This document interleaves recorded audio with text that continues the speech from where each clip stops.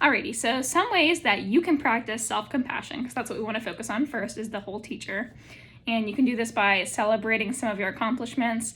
I know at the end of this semester, I'm going to be really excited to just take a vacation and relax a little bit, as this was a very taxing semester. So celebrating that, giving yourself the time to breathe and recognize that you did something really well and you're brave and strong in doing that.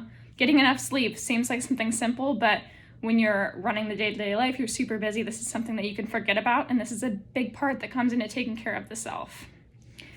Forgiving yourself for mistakes, and I find this especially difficult in the classroom, like when you mess up, maybe you don't get a lesson right, you can't get through to a certain student that you really wanted to get through to, and it's really hard to forgive yourself because you feel like you're not doing your job right, and this is something that I've really struggled with as a teacher, and I think this is something students struggle with too, is they get so hard on themselves for the mistakes they make, but learning that those mistakes are okay and that they can learn from them is a really valuable skill.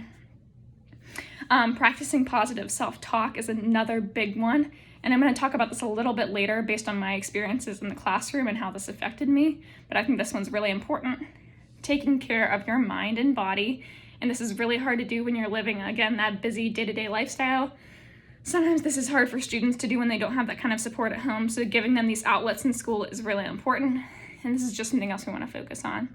And lastly, focusing on things that bring you joy. So maybe for you, this might be reading, watching movies, going to concerts, whatever your thing is. Mine is being outside or doing something active. Those are the things that bring me joy, so really focusing on those things is going to bring you success in terms of self-compassion. Let's move on.